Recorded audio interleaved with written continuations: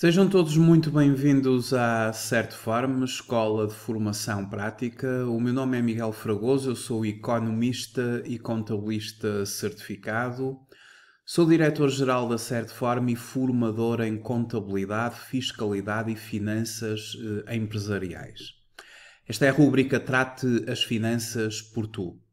E hoje vamos falar sobre duas medidas da proposta de Orçamento Geral do Estado para o ano 2021, medidas a nível de IRS. Vamos falar sobre a redução das taxas de retenção na fonte que estão previstas na proposta do Orçamento Geral do Estado para o ano de 2021. Aquilo que está previsto é que se verifique uma redução das taxas de retenção na fonte no ano 2021, particularmente para os trabalhadores dependentes, ou seja, aqueles que têm rendimentos da categoria A, e essa redução baseia-se nas chamadas tabelas de retenção na fonte.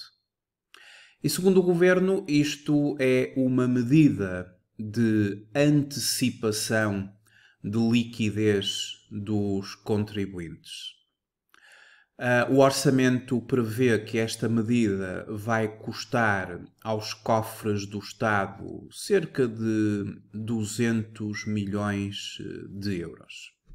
Eu vou explicar um bocadinho esta medida até para explicar o que de facto são as retenções na fonte e se de facto esta medida vai colocar ou não vai colocar dinheiro no bolso dos contribuintes.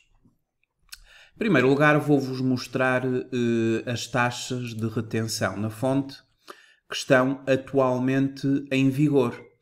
As taxas de retenção na fonte que estão a ser utilizadas no ano de 2020, uma vez que esta redução de cerca de 2 pontos percentuais é uma redução que se pretende que seja feita, claro, em 2021. Estas tabelas, por norma, elas são publicadas em janeiro. E, portanto, em janeiro de 2021 serão publicadas as tabelas de retenção na fonte para o ano de 2021. E é aqui nestas tabelas que o Governo pretende fazer uma redução de 2% nas taxas de retenção na fonte. Nós temos aqui a tabela 1, que é para o trabalho dependente não casado. Esta tabela aplica-se aos trabalhadores que sejam viúvos, solteiros ou divorciados. E, portanto, é a tabela do não casado. E esta tabela é uma tabela que se utiliza da seguinte forma. Tem a ver com o vencimento ou a massa salarial do trabalhador num determinado mês. Vamos supor que os rendimentos do recibo de vencimento sujeitos a IRS num determinado mês, para um trabalhador não casado com 0 dependentes, eram de, vamos imaginar, 1090 euros.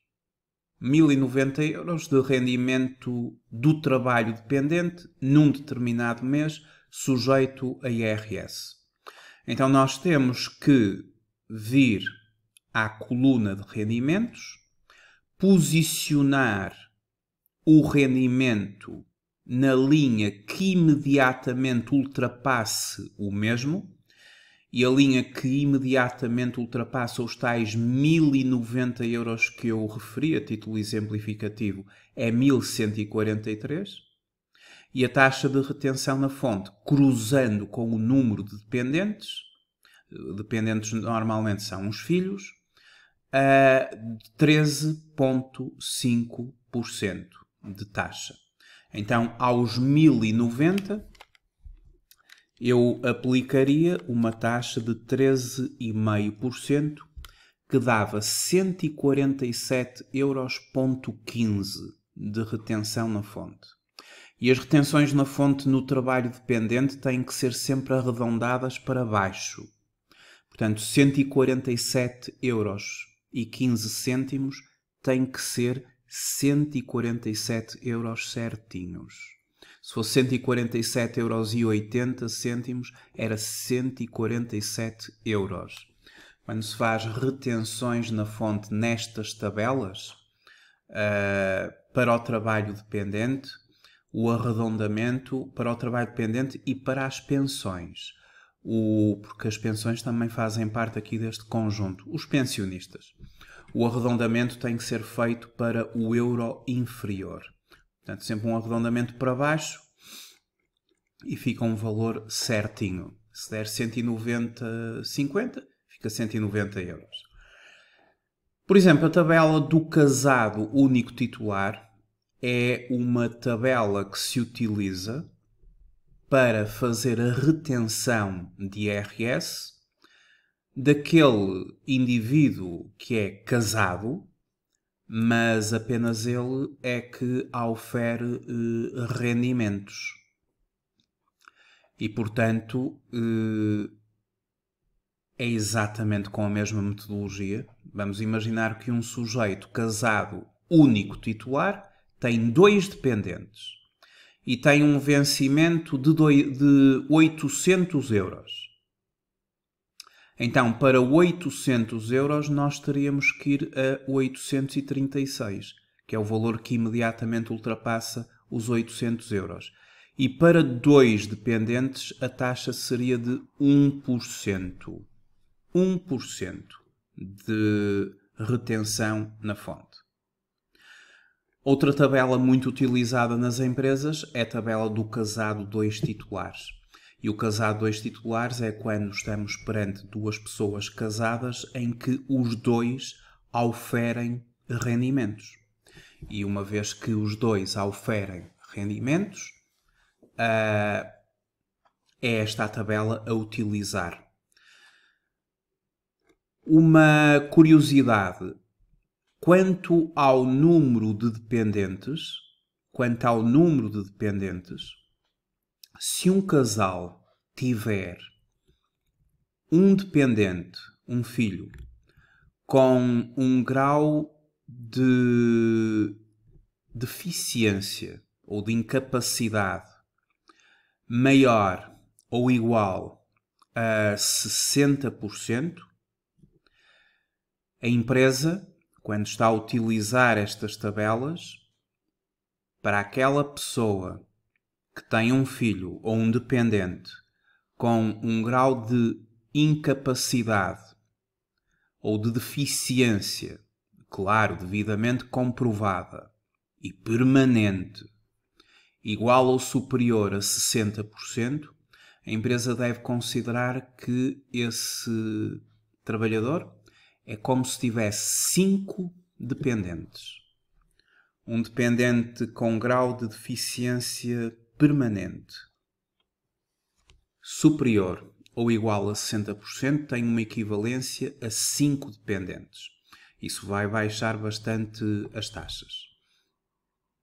Quando é o próprio trabalhador deficiente, com grau de deficiência permanente, incapacidade permanente, igual ou superior a 60%, então aí nós temos que utilizar as tabelas para os deficientes, que é a tabela 4, quando estamos perante um deficiente não casado, a tabela 5, um deficiente casado único titular, e a tabela 6, para o casado 2 titulares, deficiente, para os seus rendimentos do trabalho dependente. Depois estas tabelas têm continuidade para os pensionistas e para os pensionistas também com grau de deficiência e para os pensionistas com grau de deficiência, mas titulares de deficientes, titulares de deficiência das Forças Armadas.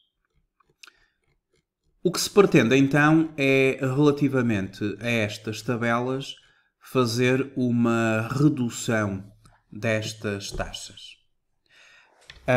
Portanto, referi o que está previsto é 2%. A minha questão é a seguinte.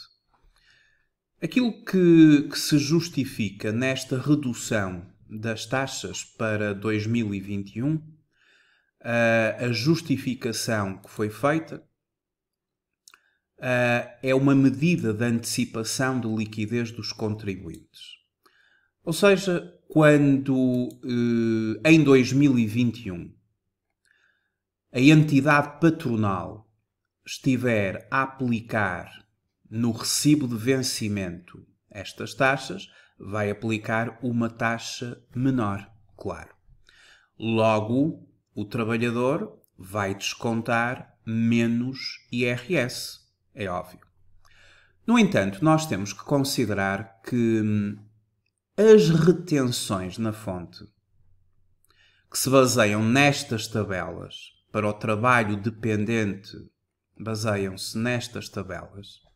As retenções na fonte, elas são uma mera antecipação do imposto. Estas retenções na fonte que nós vemos todos os meses deduzido lá no nosso recibo de vencimento, isto não é pagamento definitivo de imposto. Isto não é uma taxa especial, isto não é uma taxa liberatória.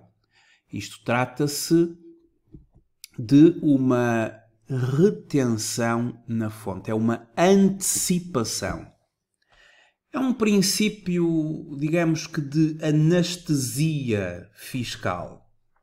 Ou seja, todos os meses, à medida que eu vou recebendo o meu vencimento, eu recebo menos o IRS, a empresa ou a entidade patronal guarda esse valor, que me retira, que me desconta, para que depois ela própria o entregue às finanças no mês a seguir, entre o dia 10 e o dia 20.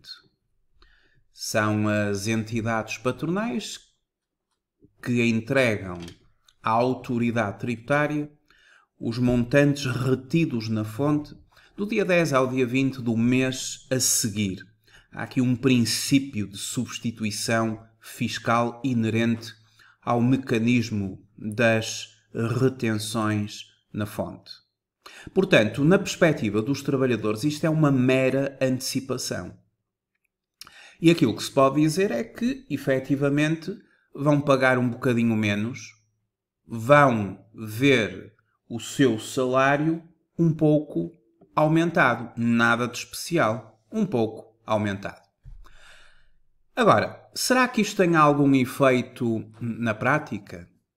Enfim, mês a mês tem algum efeito, porque eu vou receber um pouquinho mais de salário.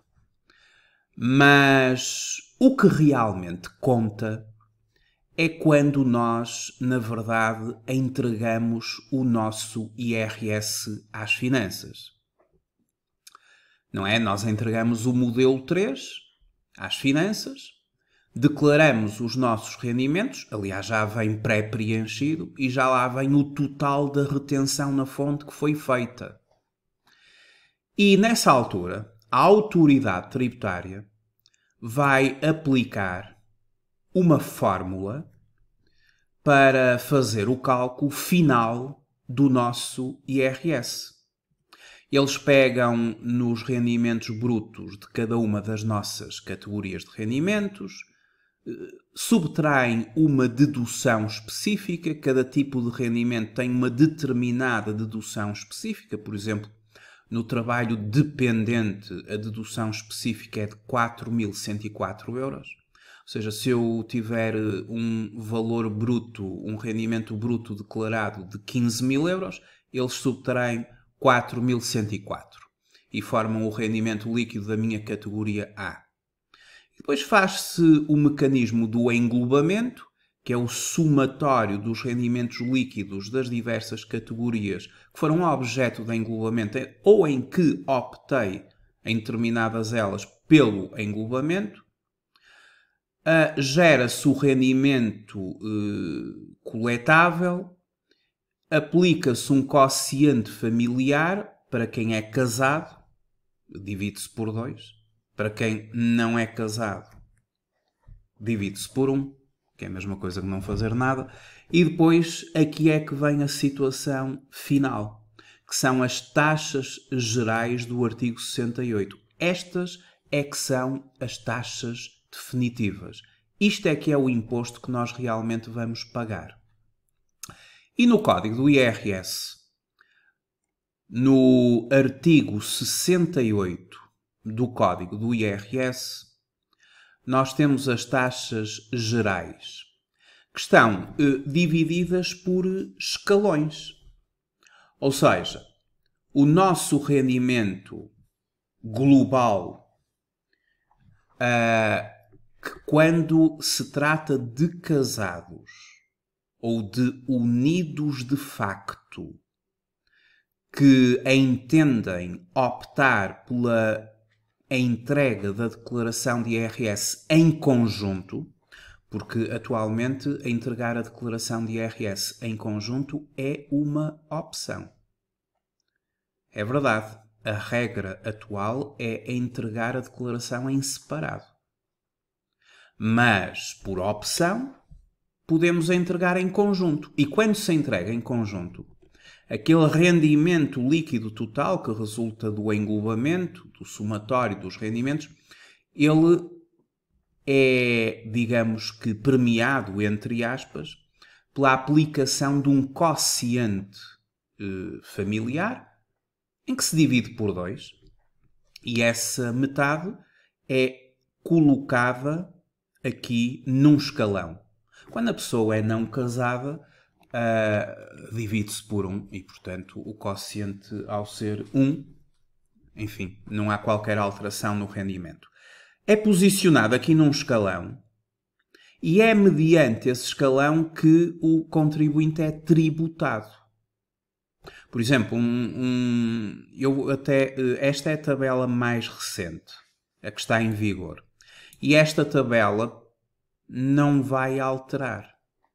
Ou seja, estas taxas vão se manter. O que é que isso quer dizer?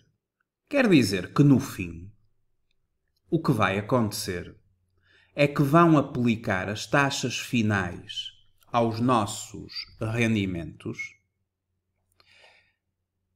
Ao manter estas taxas, e se estas taxas forem mantidas, no final eu vou ter o mesmo IRS a pagar. E o que é que acontece? Acontece é que as antecipações pela via das retenções na fonte foram menores. Resultado final, vou receber menos IRS no fim. Ora, se eu antecipei menos e se o cálculo do IRS é feito no fim na base das mesmas taxas, se não houver redução nestas taxas, tudo o que vai acontecer é que eu terei mais IRS a pagar ou menos reembolso. Porque este é o objetivo das retenções na fonte. Uma coisa são as taxas finais, que são estas. Isto é importante nós entendermos isto.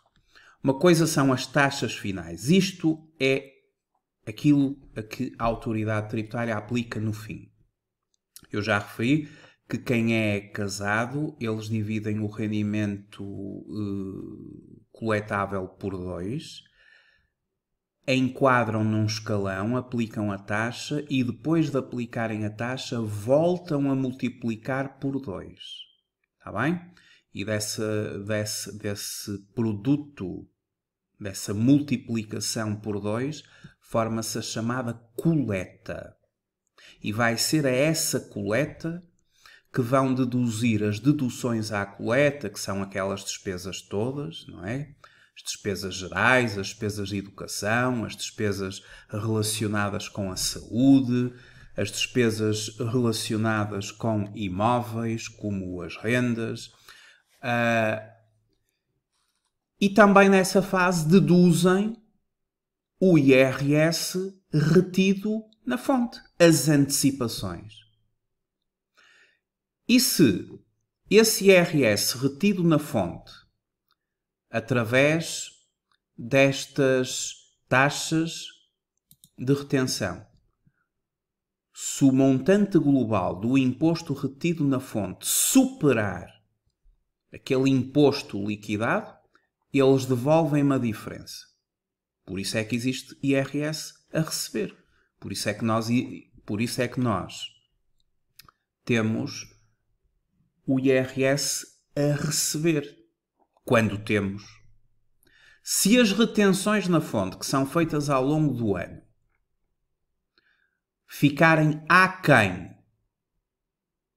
da aplicação final das taxas de IRS do artigo 68 do Código do IRS, o contribuinte ou a família, vai ter que pagar a diferença. Por isso é que o IRS, na sua formulazinha, ele tem duas soluções. Ou há imposto a pagar, ou há imposto a receber. Imposto a receber é aquilo que nós gostamos, quando nós temos o reembolso de IRS. Mas eu penso que ficou claro e era algo que eu gostaria que ficasse 100% claro. Ou seja, retenções na fonte são meras antecipações. É aquilo a que se chama o princípio da anestesia fiscal. Eu vou antecipando todos os meses um bocadinho para depois não doer tanto e não ter que pagar tudo no fim. Às vezes, e na maior parte das vezes, até tenho o IRS a receber. Porque as retenções na fonte que eu fiz superaram o valor final que é calculado nas tais taxas do artigo 68 do Código do IRS, por escalões. Sendo que quem tiver rendimentos superiores a 80 mil euros, mas estamos a falar de rendimento coletável, ou seja, é depois das deduções específicas, eventualmente dividido por 2 no caso de casados. Acima de 80 mil euros, para além destas taxas, ou para além desta taxa, não é? Ou desta aqui, acima de 80, vai-se aplicar a chamada taxa adicional de solidariedade de 2,5% entre 80 mil a 250 mil e a partir de 250 mil, 5%. Mas isto é para rendimentos muito altos, que para além dos 48 têm o agravamento, ou dos 45, não é? Tem o agravamento de 2,5% e de 5%. Bom, penso que ficou claro esta situação. E também penso que ficou claro que quando se reduzem as taxas de retenção na fonte, se não forem reduzidas as taxas finais de IRS, isto é uma medida que pode ter um impacto de curto prazo, ou seja, eu receber um bocadinho mais de salário, mas depois vou ter que pagar o IRS no final.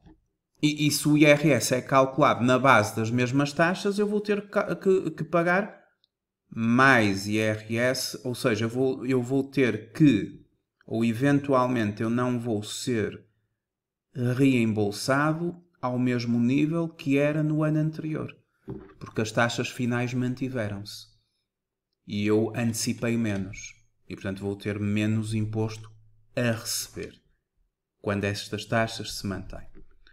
Muito bem. Isto é relativamente à questão do IRS. Ou seja, na proposta do Orçamento Geral do Estado está então esta medida que eu penso que ficou clara. Já agora uma curiosidade, nós entregamos em 2020 o IRS de 2019. Em 2019 nós andamos a fazer as tais retenções na fonte, as tais antecipações por conta do imposto final. Depois o Estado aplicou as taxas finais e teve que devolver aos contribuintes cerca de 3 milhões de euros de IRS. Isto foi o que aconteceu em 2020 em função de 2019, em função dos rendimentos de 2019. Ou seja, a devolução de IRS por as retenções na fonte terem sido excessivas ou além do IRS final, lá do artigo 68, foi de cerca de 3 mil milhões de euros, o que é muito dinheiro, e portanto esta foi a devolução de IRS e que nós recebemos por transferência e ficamos muito contentes com aquele dinheiro, mas aquele dinheiro sempre foi nosso. E, portanto, o Estado não está a fazer absolutamente nada do que não seja a sua obrigação devolver aquilo que se descontou indevidamente a mais. Outra medida que o Orçamento Geral do Estado, ou a proposta do Orçamento Geral do Estado para 2021, pretende implementar, está relacionada, e eu estou a falar neste vídeo apenas de IRS, tem a ver com os titulares de imóveis de rendimento, na atividade, por exemplo, de alojamento local. Ou seja, quando eu tenho uma casa, quando eu tenho um imóvel e estou a obter rendimentos desse imóvel pela via, por exemplo, do alojamento local. E há aqui um agravamento para esta atividade que eu vou explicar muito rapidamente. Já tinha havido um agravamento no Orçamento Geral do Estado anterior, no OGE de 2020. No OGE de 2020, eu tenho aqui para os cursos,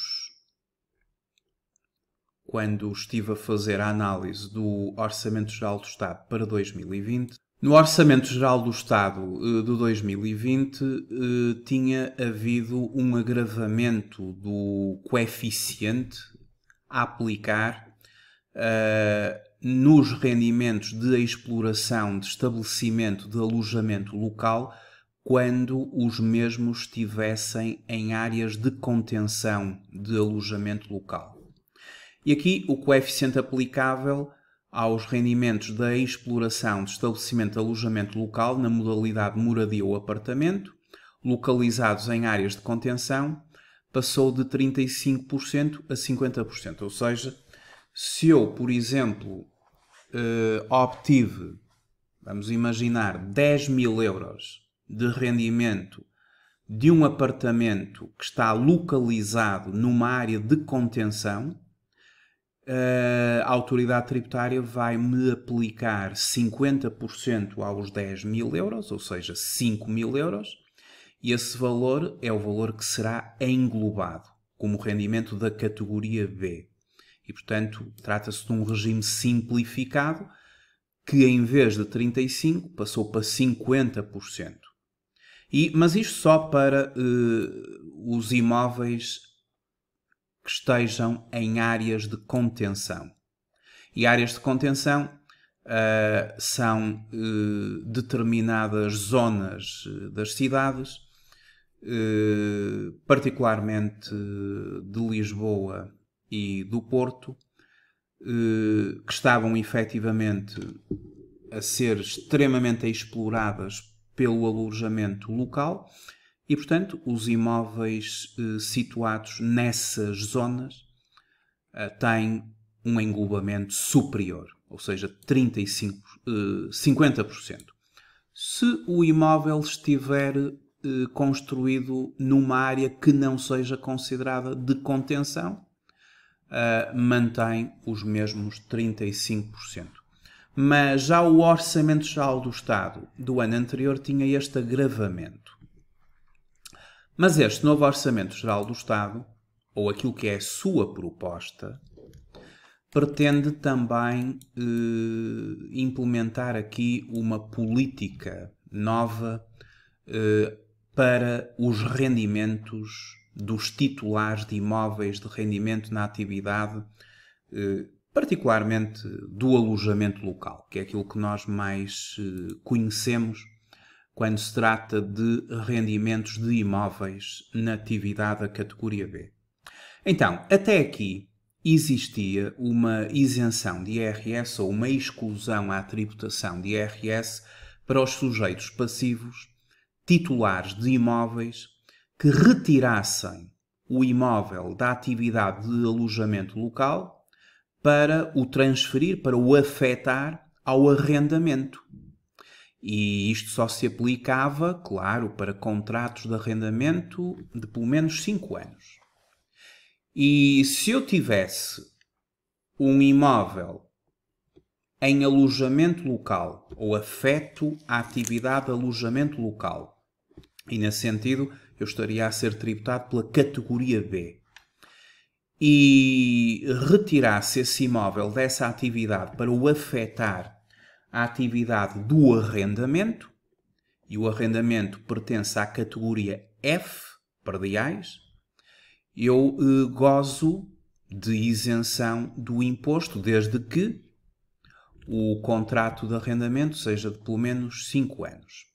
E então, aquilo que vai acontecer, ou aquilo que está previsto acontecer, porque estamos perante uma proposta de um Orçamento Geral do Estado, é terminar esta exclusão de tributação. Ou seja, acaba o incentivo para retirar os imóveis da atividade de alojamento local para o arrendamento. Isto porque, neste momento, toda a gente está a fazer isto, não é? Face à situação de pandemia e face à queda brutal do alojamento local e de toda a atividade de turismo, muitos dos proprietários de imóveis que os tinham afetos ao alojamento local estão efetivamente a deslocá-los para o arrendamento e vão ter que pagar na mesma IRS pela categoria F, prediais, porque esta exclusão vai ser retirada. Com o Orçamento Geral do Estado 2021, ou mais corretamente com a proposta, pretende-se que ao retirar o imóvel da atividade, ou seja, de alojamento local, passe a incidir uma tributação na categoria B, porque o imóvel, ao ser objeto de exploração em alojamento local, o sujeito passivo está enquadrado na categoria B, nos rendimentos profissionais empresariais, aquilo a que se chamam os trabalhadores independentes versus empresários em nome individual. E então, quem resolver retirar o imóvel da atividade de alojamento local vai passar a ter que pagar um imposto, IRS, claro, dentro da categoria B, e o valor que vai ter a pagar por retirar o imóvel da atividade, ou a incidência do valor será calculado com base em 1,5% vezes o valor patrimonial tributário vezes N a dividir por 4, em que N é o número de anos em que o imóvel esteve afeto à atividade de alojamento local. 1,5% vezes o valor patrimonial tributário, ou tributável, vezes N. E depois a dividir por 4. E a dividir por 4 significa que a tributação que vai incidir sobre esta base, isto é uma base para efeitos de tributação, vai ser diferida ao longo de 4 anos. Vai ser dividida, repartida ao longo de 4 anos. E, portanto, temos aqui esta novidade de que aqueles titulares que resolverem, aqueles titulares de imóveis que estejam a serem explorados em alojamento local, que resolvam retirar esses imóveis da atividade, vão passar a pagar IRS ao longo de 4 anos sobre uma base calculada em 1,5% do valor patrimonial tributário do imóvel, vezes N, em que N é o número de anos que o imóvel esteve à exploração no alojamento local. E, claro, a dividir por 4, porque é o tal diferimento, a repartição por 4 anos do rendimento.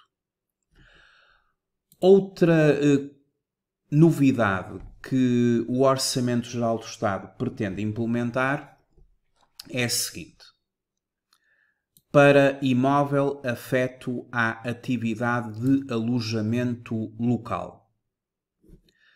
Quando eu retiro o imóvel do alojamento local, se eu quiser vender esse imóvel, se o sujeito passivo proceder à alienação do imóvel, quando nós vendemos um imóvel, nós, em princípio, obtemos uma mais-valia.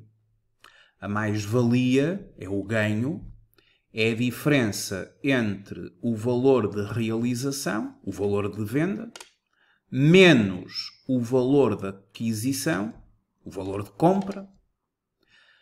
E sempre que entre a aquisição e a venda decorram mais do que 24 meses, o valor da aquisição é atualizado com um coeficiente de desvalorização da moeda, o que permite diminuir o valor da mais-valia, porque torna o valor da aquisição mais alto, quando eu o corrijo com um coeficiente de desvalorização da moeda. Grosso modo, a diferença entre o valor de realização e o valor da aquisição, e ainda despesas e encargos a deduzir, poderão ser considerados, nomeadamente, os que se relacionem com a alienação do imóvel. Obtém-se uma mais-valia, e essa mais-valia, nos primeiros 3 anos, ou seja, se eu resolver vender o imóvel nos primeiros 3 anos após o retirar da atividade de alojamento local, essa mais-valia ela vai ser tributada na categoria B e não na categoria G, como deveria ser. O que significa que na categoria B, essa mais-valia, vamos imaginar o seguinte: o meu imóvel é vendido por 200 mil euros. Ele aqui há uns anos tinha custado 150 mil. E por aplicação do coeficiente de desvalorização da moeda, passou, vamos imaginar, para 160 mil. E eu ainda tenho despesas e encargos de 10. Ou seja, os 200 menos os 160 menos os 10. O que dá 30 mil. E 30 mil é o valor da mais-valia.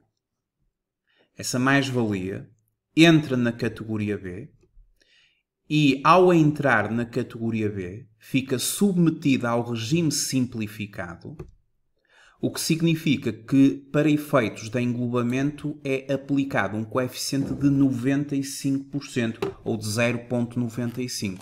Então, falando em 30 mil, o englobamento de 95%, 28.500 euros de englobamento. Porque no regime simplificado, na categoria B, as mais-valias são englobadas em 95%. Mais-valias resultantes da atividade da categoria B. Só passados 3 anos, Se eu vier a vender o imóvel, é que ele é enquadrado, a sua mais-valia é enquadrada na categoria G. E na categoria G é muito mais vantajoso. Ou seja, passado 3 anos, a mais-valia que poderá resultar da alienação do imóvel, e vamos falar novamente nos tais 30.000 euros, será tributada em sede IRS na categoria G.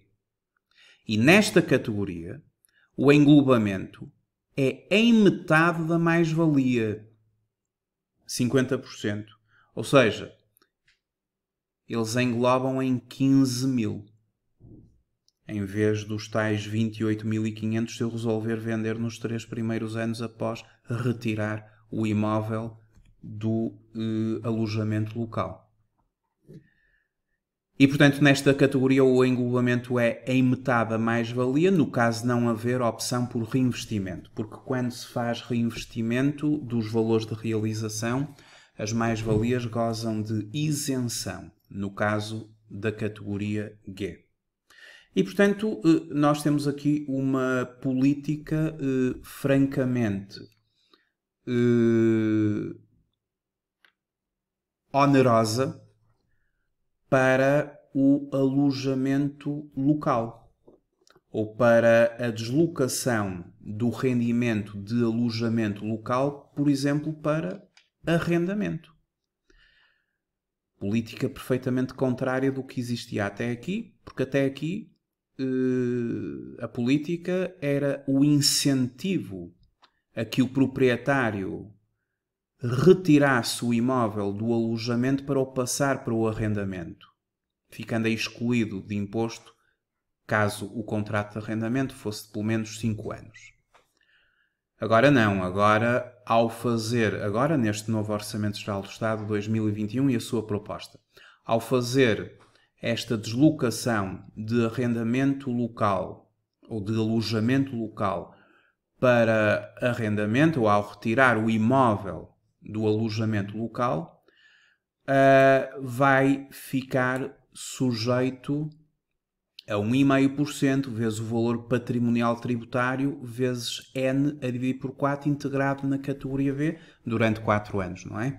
E depois temos esta questão das mais-valias, que também é uma questão muito relevante. Se eu resolver vender o imóvel dentro de 3 anos, eu tenho uma mais-valia a ser englobada em 95%.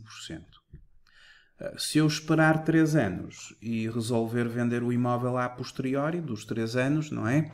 Essa mais-valia entra-me na categoria G e é naturalmente tributada como qualquer mais-valia de alienação onerosa de bens imóveis, ou seja, é englobada em 50%.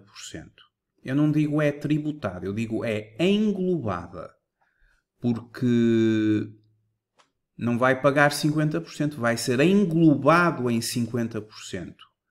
E ao ser englobado em 50%, vai ser adicionado aos rendimentos das restantes categorias e depois lá temos nós as tais taxas, porque quando se refere a tributação é sobre estas taxas.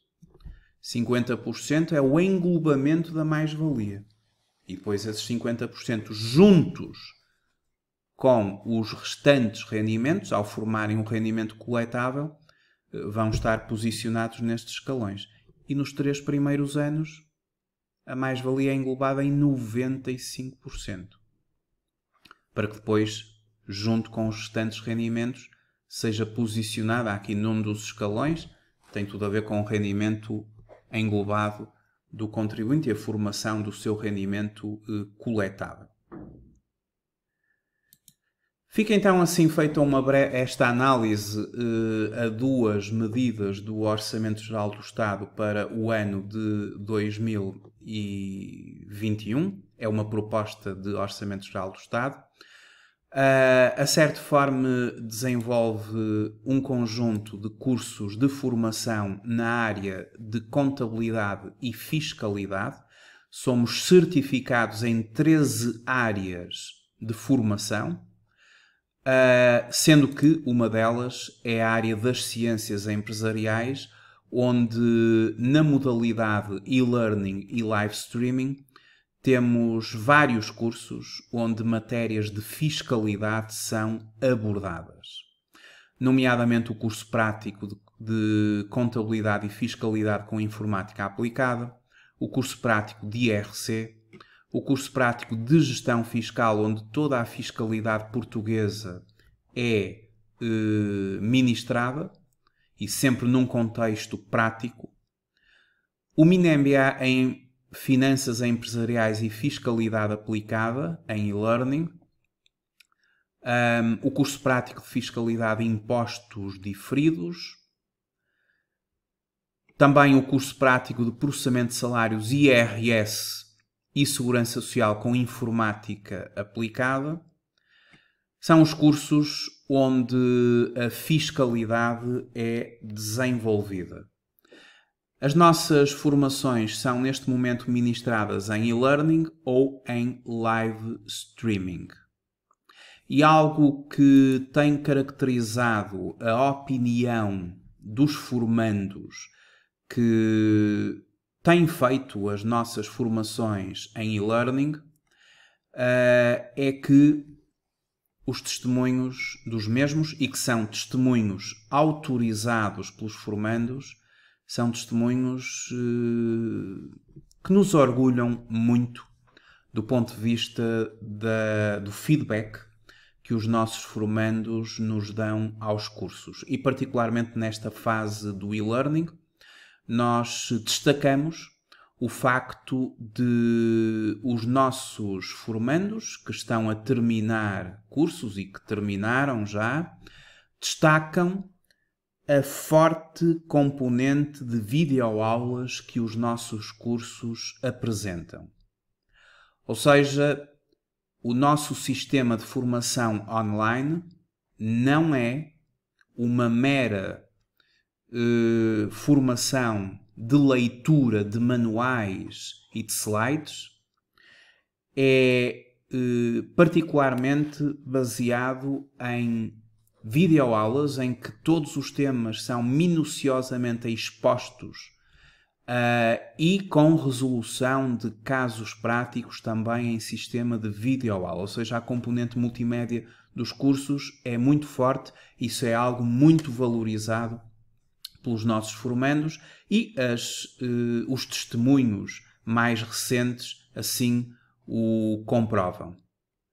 A certa forma, agradece muito a todos os seus antigos formandos que ao longo de mais de 20 anos de atividade, nós somos constituídos no ano de 1999, e ao longo de mais de 20 anos de atividade, nós temos sido premiados por muitos testemunhos de antigos formandos que mencionam o impacto que a formação teve nas suas vidas profissionais e pessoais.